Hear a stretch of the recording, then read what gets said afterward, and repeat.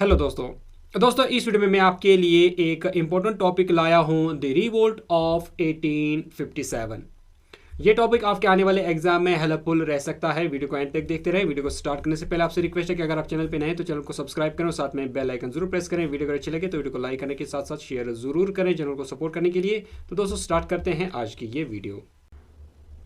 दोस्तों याद रखें कि रिवोल्ट ऑफ 1857 के कई नाम हैं, जिनमें द सिपाही म्यूटिनी, जो इसको ब्रिटिशर्स ने कहा है, the Indian mutiny, the great rebellion और फर्स्ट वॉर ऑफ इंडिपेंडेंस। दोस्तों याद रखें the first war of independence नाम इस रिवोल्ट को विनायक दामोदर सावरकर ने दिया है अपनी किताब जो उसने लिखी है 1909 में। विनायक दामोदर सावर को वीर सावरकर भी कहते हैं और ये हिंदू महासभा के एक अहम ही लीडिंग मेंबर रहे हैं। दोस्तों बात करेंगे रिवोल्ट 1857 के स्टार्ट की, तो ये रिवोल्ट 10 मई 1857 को स्टार्ट हुई मेरठ में। इस वक्त इंडिया में गवर्नर जनरल थे Charles John Canning. Charles John Canning, जिनको लॉर्ड कैनिंग के नाम से भी जाना जाता है, वो इंडिया के पहले वाइसरॉय बने 1858 में। चार्ल्स जॉन कैनिंग, जिनको लॉर्ड कैनिंग के नाम से भी जाना जाता है, वो इंडिया के पहले वाइसरॉय बने 1858 में।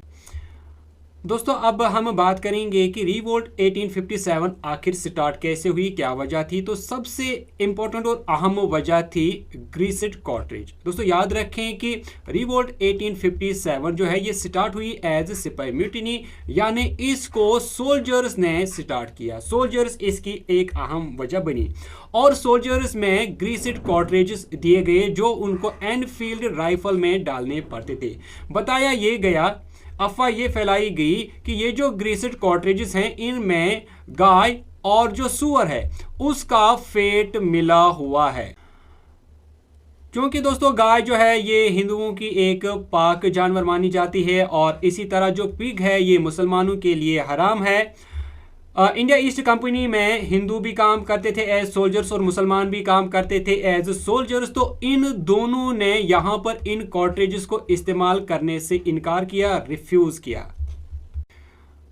दोस्तों अब हम बात करेंगे रिवोल्ट 1857 के एक अहम कैरेक्टर के बारे में जिसको आप अच्छे से जानते होंगे, वो है मंगल पांडे। मंगल पांडे 29 मार्च 1857 को जब बुराकपुर में पोस्टेड होते हैं, यहाँ पर उनकी ड्यूटी होती है, तो यहाँ पर वो इन कॉर्टरेजेस को इस्तेमाल करने से इनकार करते हैं और इसी सिलसिले में वो अपने 2 ऑफिसर्स के ऊपर हमला भी करते हैं।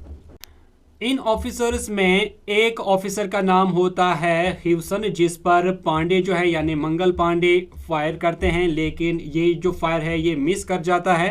दूसरे ऑफिसर का नाम होता है बेम्पेड बाग, इस पर भी ये गोली चलाते हैं, लेकिन अगेन ये गोली जो है ये मिस होती है और गोली इनके गोडे को लगती है और वो जख्मी होता है। यहाँ पर एक सिपाही होता है जिसका नाम होता है शेख पालतू, और शेख पालतू जो हैं ये इन ऑफिसर्स को बचाने के लिए आते हैं और मंगल पांडे को पकड़ने में इनकी मदद करता है। दोस्तों इसके बाद जब मंगल पांडे को पकड़ा जाता है फिर इसको फांसी दी जाती है 8 अप्रैल 1857 को, लेकिन पहले ये फांसी जो है 18 को रखी गई थी, लेकिन ये कुछ दिन पहले ही लाई गई और इस तरह 8 अप्रैल को मंगल पांडे को फांसी दे दी गई। दोस्तों आगे चलते हैं 9 मई को। याद रखिएगा कि मेरठ में तकरीबन 85 सोल्जर्स ने अगेन इन कॉर्टरेजेस को इस्तेमाल करने से इनकार किया और यहाँ पर इन 85 सोल्जर्स को 10 साल की जेल की सज़ा दे दी गई। ये थी कुछ वजूहात, लेकिन इसके अलावा भी कुछ वजूहात थी जिनमें एक वजह ये भी थी कि इंडियन सोल्जर्स को ब्रिटिश सोल्जर्स के मुकाबले में इंफीरियर समझा जाता था। उनकी सैलरी भी कम होती थी ब्रिटिश सोल्जर्स के मुकाबले में, तो इंडियन सोल्जर्स में भी ये बात खटकती थी। दोस्तों रिवोल्ट 1857 की एक और अहम वजह थी डॉक्ट्रिन ऑफ लैप्स, जिसको लॉर्ड डलहौजी ने बनाया था 1948 में। दोस्तों आपको याद रहना चाहिए कि डॉक्ट्रिन ऑफ लैप्स एक लॉ था, एक कानून था जिसको लॉर्ड डलहौजी ने बनाया था। इस लॉ के मुताबिक अगर किसी राजा, किसी बादशाह का अपना बेटा या बेटी नहीं होता था, यानी उसकी सल्तनत का कोई असल में वारिस नहीं होता था, तो ऐसे में जो सल्तनत है, हुकूमत है, रियासत है, वो पूरी की पूरी ईस्ट इंडिया कंपनी के कब्जे में चली जाती थी। तो कुछ बादशाहों के अपने बेटे नहीं होते थे या अपनी बेटियां नहीं होती थी या उनके असल में कोई वारिस नहीं होते थे। उन बादशाहों ने कोई बेटा या बेटी जो है वो अडॉप्ट किया होता था, उन्होंने गोद लिया होता था। तो ऐसे में इन बादशाहों को बहुत परेशानी हुई इस लॉ से। तो अगर हम देखें इस लॉ से ईस्ट इंडिया कंपनी ने कितनी रियासतों या कितने प्रोविंसेस को अपने कब्जे में ले लिया, तो सबसे पहले 1848 में 17 को इसी लॉ के अंडर ईस्ट इंडिया कंपनी ने अपने कब्जे में ले लिया। और फिर इसी तरह 1849 में जयपुर और संबलपुर को अपने कब्जे में ले लिया। इसी तरह 1850 में बागात को, फिर उदयपुर को, झांसी को और इसी तरह नागपुर को इस लॉ के अंडर ईस्ट इंडिया कंपनी ने अपने कब्जे में ले लिया। यहाँ पर इन राजाओं के पास, इन बादशाहों के पास अपनी कोई संतान या बेटा बेटी नहीं होता था। तो इस लॉ से अंग्रेजों के खिलाफ इन राजाओं में एक बदले की भावना जाग उठी। दोस्तों आम लोगों की बात करते हैं तो इंडिया ईस्ट कंपनी ने 1850 में एक एक्ट बनाया और इस एक्ट के मुताबिक अगर कोई हिंदू क्रिश्चियनिटी मजहब जो है, रिलीजन जो है, उसको एक्सेप्ट करता था तो उस को यहाँ पर इजाज़त दी जाती थी कि वो अपने एंसेस्ट्रियल जो उसकी प्रॉपर्टी है उसको वो ले सकता है।